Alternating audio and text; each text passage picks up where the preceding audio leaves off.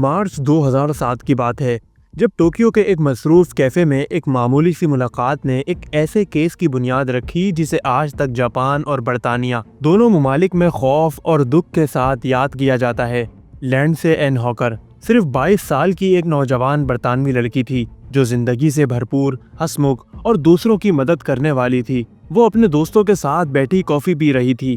لینڈسے کوئی عام لڑکی نہیں تھی، اس کے اندر زندگی کی وہ چمک تھی جو دوسروں کو بھی روشن کر دیتی تھی۔ وہ برطانیہ سے تعلق رکھتی تھی، لیکن اس کا دل دنیا کو دیکھنے، نئی جگہوں کو ایکسپلور اور مختلف ثقافتوں کو سمجھنے کے لیے بے چین رہتا تھا۔ لینڈسے نے اپنی یونیورسٹی کی تعلیم مکمل کرنے کے بعد فیصلہ کیا کہ وہ صرف کتابوں میں نہیں بلکہ حقیقی زندگی میں دنیا کو دیکھنا چاہتی ہے۔ اس نے جاپان کو اپنی منزل چنا اور 2007 کے شروع میں انگلش ٹیچر کے طور پر جاپان پہنچ گئی۔ لینڈسے جاپان کے شہر ٹوکیو کے کیچی جوجی علاقے میں رہتی تھی۔ یہ علاقہ ٹوکیو کا ایک معروف اور نسبتاً محفوظ سمجھا جانے والا رہائشی علاقہ ہے، اور یہی حقیقت اس کیس کو دوسرے کیسز سے بالکل الگ اور چونکا دینے والا بنا دیتی ہے۔ وہ وہاں ایک مقامی اسکول میں بچوں کو انگلش پڑھاتی تھی۔ بچے اس سے بے حد محبت کرتے تھے کیونکہ وہ صرف ایک استاد نہیں بلکہ ایک دوست کی طرح تھی۔ لینڈسے اپنی زندگی سے بہت خوش تھی۔ نیا ملک، نئے تجربات، نئے دوست اور ایک بوائے فرینڈ جو برطانیہ میں ہی رہتا تھا جس سے وہ روزانہ بات کرتی تھی۔ لینڈسے کے گھر والے برطانیہ میں تھے لیکن وہ روزانہ ان سے بھی رابطے میں رہتی تھی۔ ایک دن کیفے میں جب لینڈسے اپنے دوستوں کے ساتھ کافی پی رہی تھی تو ایک نوجوان جاپانی لڑکا ان کے قریب آیا۔ اس کی عمر تقریباً 28 سال تھی، قد معمولی تھا اور اس کی شکل و صورت بالکل ایک عام جاپانی نوجوان جیسی تھی۔ اس کا نام تھا تاتسویا اچیہاشی۔ اس کی آواز میں نرمی تھی، لہجے میں شائستگی اور انداز میں سکون۔ پہلی ملاقات میں وہ بالکل ایک عام، مہذب اور سنجیدہ دکھائی دیتا تھا، ایسا کہ جس پر کوئی شک کرنا تو دور، سوال اٹھانا بھی مشکل لگتا۔ اس نے بڑی سنجیدگی سے لینڈسے سے بات کرنا شروع کی۔ اس نے کہا کہ وہ انگلش سیکھنا چاہتا ہے اور اگر لینڈسے اسے پرائیویٹ کلاسز دے سکے تو وہ بہت شکر گزار ہوگا۔ جاپان میں یہ بات بہت عام تھی کہ لوگ غیر ملکی انگلش ٹیچرز سے پرائیویٹ ٹیوشن لیتے تھے کیونکہ بہت سے غیر ملکی ٹیچرز اپنی انکم بڑھانے کے لیے یہ کام کرتے تھے۔ لینڈسے کو تاتسویا اچیہاشی میں کچھ غیر معمولی یا مشکوک نظر نہیں آیا۔ وہ سوچنے لگی کہ یہ تو بہت اچھی بات ہے، کچھ اضافی پیسے بھی کما سکوں گی اور کسی کی مدد بھی ہو جائے گی۔ تاتسویا اچیہاشی بھی بہت مہذب اور پرسکون لگ رہا تھا۔ اس کی باتوں میں کوئی عجیب پن نہیں تھا اور نہ ہی کوئی ایسی چیز جو خطرے کی گھنٹی بجاتی ہو۔ لینڈسے نے ہاں کہہ دی اور دونوں نے اگلی ملاقات کے لیے وقت طے کر لیا۔ پہلی کلاس شاید کسی کیفے یا لائبریری میں ہوئی۔ سب کچھ بالکل نارمل تھا۔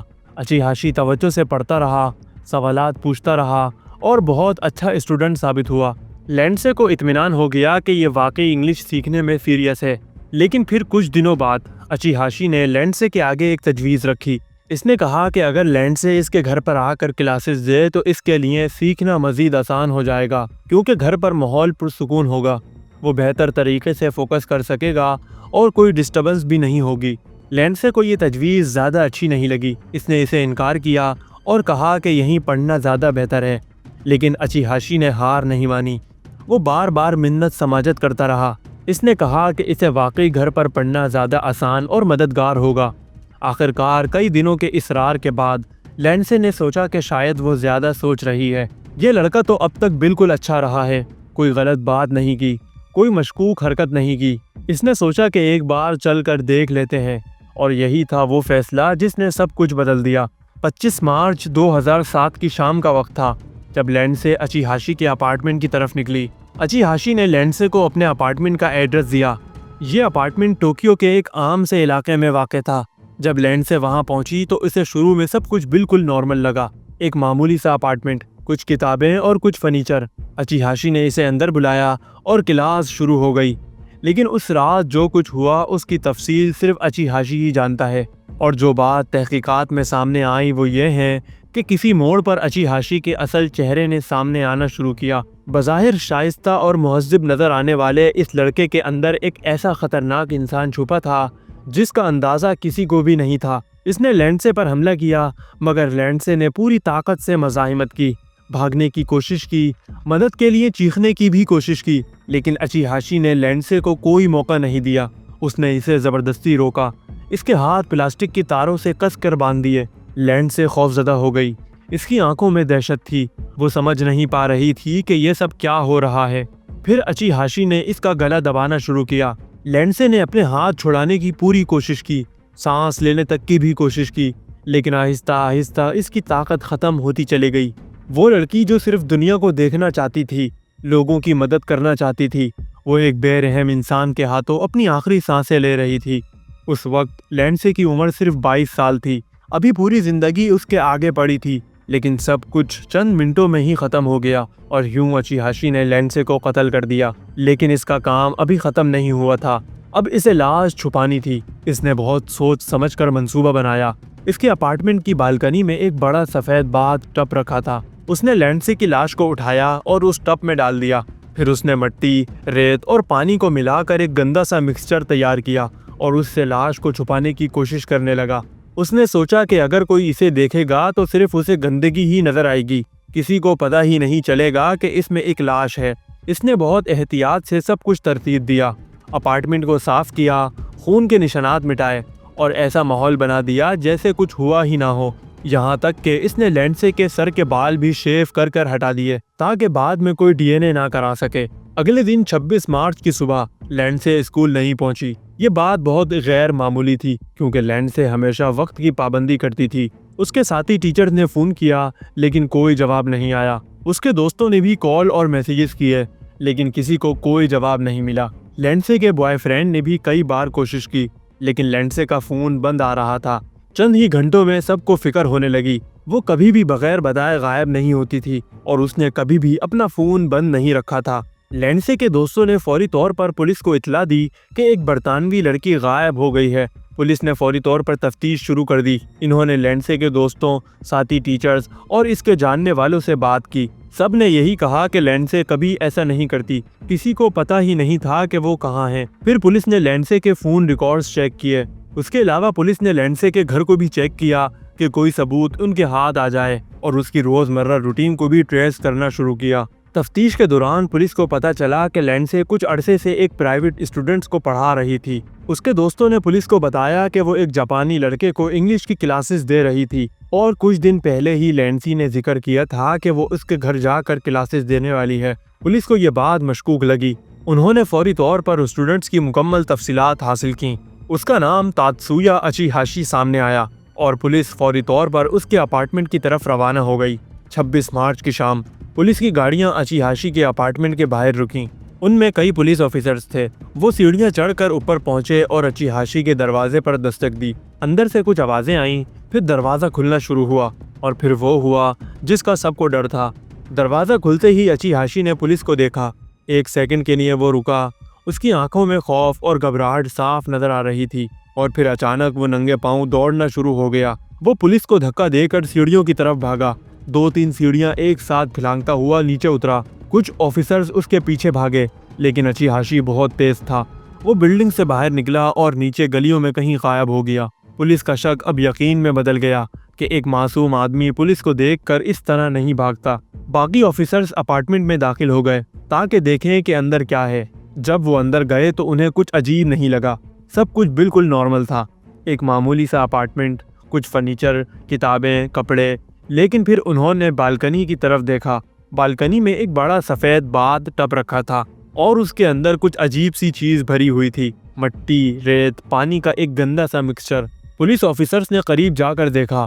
انہوں نے اس گندگی کو ہٹانا شروع کیا اور پھر جو انہیں نظر آیا وہ یہ دیکھ کر حیران رہ گئے کیونکہ مٹی اور ریت کی تہہ کے نیچے ایک لاش تھی، لینڈسے ہاکر کی لاش۔ اس کے ہاتھ ابھی تک پلاسٹک کی تاروں سے بندھے ہوئے تھے۔ اس کے جسم پر تشدد کے نشانات تھے اور اس کے گلے پر انگلیوں کے نشان صاف نظر آ رہے تھے جیسے اس کا گلا دبا کر مارا گیا ہو۔ لینڈسے کی آنکھیں بند تھیں۔ وہ چہرہ جو ہمیشہ مسکراتا رہتا تھا اب ایک خوفناک خاموشی میں جکڑا ہوا تھا۔ پولیس آفیسرز جو اپنی زندگی میں بہت سے کیسز دیکھ چکے تھے لیکن اس کیس کو دیکھ کر وہ ہل گئے کیونکہ یہ صرف ایک لاش نہیں تھی، وہ ایک نوجوان لڑکی تھی جس کی پوری زندگی ابھی اس کے سامنے کھلی پڑی تھی۔ خواب، امیدیں اور ایک روشن مستقبل۔ وہ صرف اچھائی کرنا چاہتی تھی مگر اسے بے دردی سے قتل کر دیا گیا۔ اس کے بعد فوری طور پر فورنزک ٹیم کو بلایا گیا پورے اپارٹمنٹ کو کرائم سین قرار دیا گیا اور پورے اپارٹمنٹ سے ثبوت اکٹھے کیے گئے۔ بعد میں آنے والی فورینزک رپورٹ نے بتایا کہ لینڈسے کو پہلے قابو میں کیا گیا، اس کے ہاتھ باندھے گئے اور پھر اسے قتل کیا گیا۔ موت کا وقت تقریباً 24 سے 36 گھنٹے پہلے کا تھا، یعنی 25 مارچ 2007 کی شام۔ یہ کوئی اچانک ہونے والا واقعہ نہیں تھا، بلکہ ایک پورا منصوبہ تھا کہ کیسے لینڈسے کو مارنا ہے۔ لیکن اب قاتل بھاگ چکا تھا۔ اچی اب جاپان کے کسی کونے میں چھپا ہوا تھا، اور یہاں سے شروع ہوتا ہے جاپان کی تاریخ کا سب سے لمبا، سب سے مشکل اور سب سے حیرت انگیز مین ہنٹ آپریشن۔ پولیس نے فوری طور پر اچی کی تصویریں پورے ملک میں پبلک کر دیں۔ Police station, railway station, bus stop اور ایئرپورٹ پر اس کی تصویریں لگا دی گئیں۔ اس کے علاوہ ٹیلی ویژن پر ہر نیوز چینل صبح سے شام تک اس کیس کو کور کرنے لگا۔ اخبارات کی ہیڈ لائن میں لینڈسے کی کہانی اور اچی کی تصویریں چھپنے لگیں۔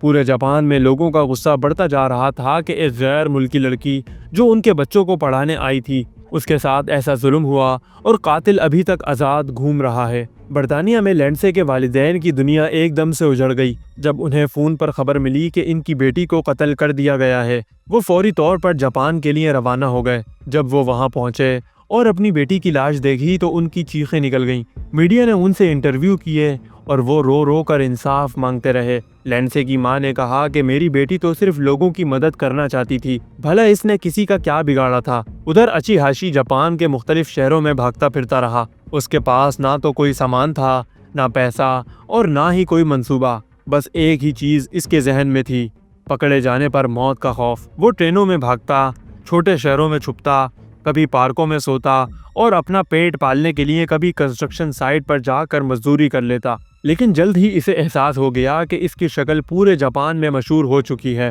لوگ اسے پہچان سکتے ہیں، اسے اپنی شکل بدلنی ہوگی۔ اور یہاں سے شروع ہوتا ہے سب سے حیرت انگیز حصہ۔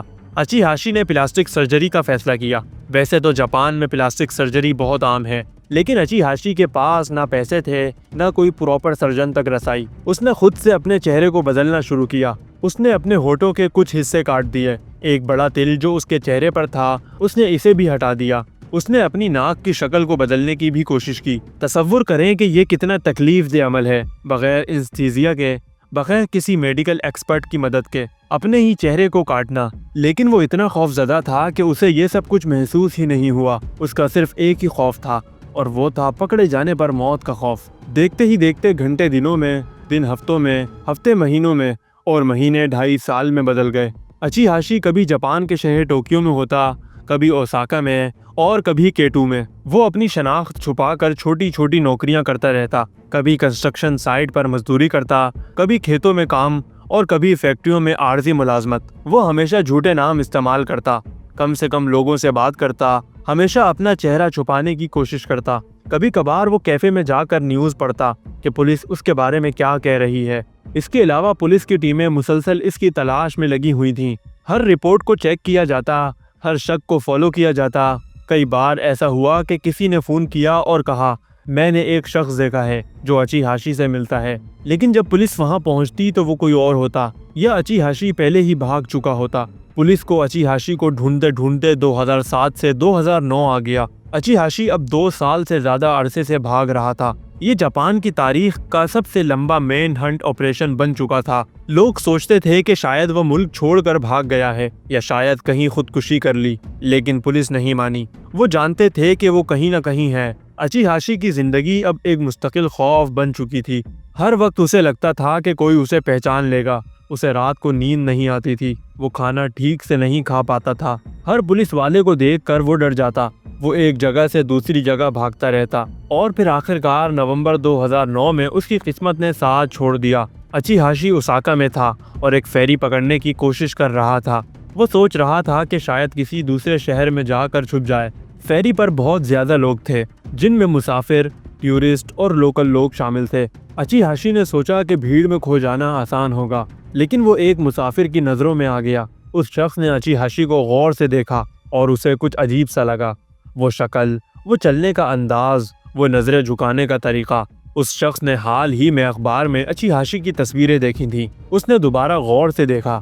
چہرہ تو بدلا ہوا لگ رہا تھا، لیکن باڈی لینگویج اور آنکھوں سے وہ اسے پہچان گیا۔ اس شخص نے فوری طور پر اپنا فون نکالا اور پولیس کو کال کر کے کہا، میں نے ایک شخص کو دیکھا ہے جو شاید اچی ہاشی ہو سکتا ہے، وہ ابھی اوساکا کی فیری پر ہے۔ پولیس نے فوری طور پر ایکشن لیا اور منٹوں میں پولیس کی گاڑیاں فیری ٹرمینل کی طرف روانہ ہو گئیں۔ اچی ہاشی کو احساس تک نہیں تھا کہ اب اس کا کھیل ختم ہونے والا ہے۔ وہ فیری سے اترنے کی تیاری کر رہا تھا، لیکن جب اس نے چاروں طرف پولیس کو دیکھا تو وہ ڈر گیا۔ وہ سمجھ گیا کہ اب کوئی راستہ نہیں۔ اس نے بھاگنے کی کوشش کی، لیکن پولیس نے اسے گھیر لیا اور پھر 2 سال 7 مہینے کی بھاگ دوڑ کے بعد آخرکار اچی ہاشی کو گرفتار کر لیا گیا۔ جب پولیس نے اسے ہتھکڑیاں پہنائیں تو اس کے چہرے پر ایک عجیب سی خاموشی تھی۔ پولیس نے اسے اسٹیشن لے جا کر پوچھ گچھ شروع کی۔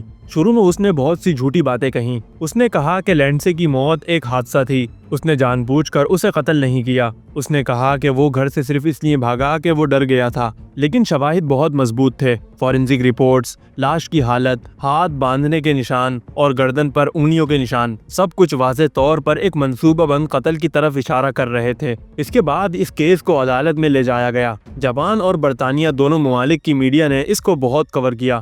لینڈسے کے والدین ہر پیشی پر موجود ہوتے تھے۔ ان کی آنکھوں میں درد ضرور تھا، لیکن انصاف حاصل کرنے کی امید بھی۔ اچی ہاشی عدالت میں بیٹھا رہتا، خاموش، سر جھکائے، کبھی کبھی لینڈسے کے والدین کی طرف نظر اٹھاتا اور پھر فوری طور پر نیچے دیکھ لیتا۔ عدالت نے تمام شواہد کا جائزہ لیا۔ پوسٹ مارٹم رپورٹس، فورینزک شواہد، گواہوں کے بیانات اور اچی ہاشی کا بیان، سب کچھ ایک ہی طرف اشارہ کر رہے تھے کہ یہ ایک منصوبہ بند قتل تھا۔ اچی ہاشی نے جان بوجھ کر لینڈسے کو اپنے گھر بلایا، اس پر حملہ کیا، قتل کیا اور پھر لاش کو چھپانے کی کوشش کی۔ جولائی 2009 میں عدالت نے اپنا فیصلہ سناتے ہوئے تاتسویا اچی ہاشی کو قتل کا مجرم قرار دے دیا اور اسے عمر قید کی سزا سنائی گئی۔ جج نے کہا کہ یہ ایک بے رحمانہ اور سوچا سمجھا جرم تھا۔ ملزم نے نہ صرف ایک بے گناہ لڑکی کی جان لی، بلکہ اس کے بعد اپنا جرم چھپانے کی ہر ممکن کوشش کی، اور اسے اس جرم کی سزا عمر قید سے کم نہیں ہو سکتی۔ لینڈسے کے والدین عدالت میں کھڑے ہوئے، ان کی آنکھوں میں آنسو تھے اور بات کرتے ہوئے کانپ رہے تھے۔ انہوں نے کہا کہ کوئی سزا ہماری بیٹی کو واپس نہیں لا سکتی، ہم نے اپنا سب کچھ کھو دیا ہے۔ لینڈسے ہماری بیٹی نہیں بلکہ ہماری زندگی تھی۔ وہ صرف دنیا دیکھنا چاہتی تھی، لوگوں کی مدد کرنا چاہتی تھی، لیکن کم از کم ہمیں اتنا سکون ہے کہ قاتل آزاد نہیں ہے اور اسے سزا مل گئی ہے۔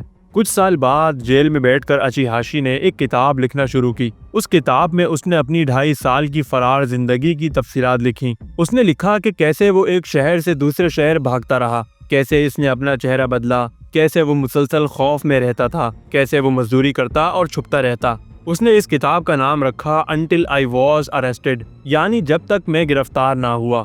جب یہ کتاب پبلک ہوئی تو لوگوں میں شدید غصہ پھیل گیا، خاص طور پر لینڈسے کی فیملی اور برطانیہ کے لوگ بہت ناراض ہوئے۔ انہوں نے کہا کہ یہ ایک انتہائی شرمناک بات ہے کہ ایک قاتل اپنے جرم پر کتاب لکھ کر مشہور ہونے کی کوشش کر رہا ہے۔ ایک قاتل کو یہ حق نہیں کہ وہ اپنی بھاگ دوڑ کو ایک ایڈونچر کی طرح پیش کرے۔ جاپان میں بھی بہت سے لوگوں نے اس کتاب کی مخالفت کی اور کہا کہ اچی ہاشی کو اپنے جرم پر شرمندہ ہونا چاہیے، نہ کہ اس پر کتاب لکھنی چاہیے۔ آج بھی لینڈسے ہاکر کا یہ کیس جاپان اور برطانیہ میں ایک دردناک یاد ہے۔ اس کیس نے دنیا کو بہت سے سبق سکھائے۔ یہ سکھایا کہ شائستگی اور نرمی ہمیشہ اچھائی کی علامت نہیں ہوتی۔ کبھی کبھی سب سے خطرناک لوگ سب سے زیادہ معصوم نظر آتے ہیں، اور یہ سکھایا کہ اپنی حفاظت کو کبھی ہلکے میں نہیں لینا چاہیے۔ لینڈسے ہاکر کی زندگی ایک خوبصورت خواب تھا جو بہت جلد ٹوٹ گیا۔ اچی ہاشی آج بھی جیل میں ہے اور اس کی زندگی 4 دیواریوں میں گزر رہی ہے۔ اس کے بعد لینڈسے کے والدین نے بعد میں ایک فاؤنڈیشن بنائی جو نوجوان لوگوں کو غیر ملکوں میں محفوظ رہنے کی تربیت دیتی ہے۔ انہوں نے کہا کہ ہم نہیں چاہتے کہ کسی اور کے ساتھ ایسا ہو۔ لینڈسے کی موت ضائع نہیں جائے گی، ہم اس کے نام پر کچھ اچھا کام کریں گے تاکہ اور لوگ محفوظ رہ سکیں۔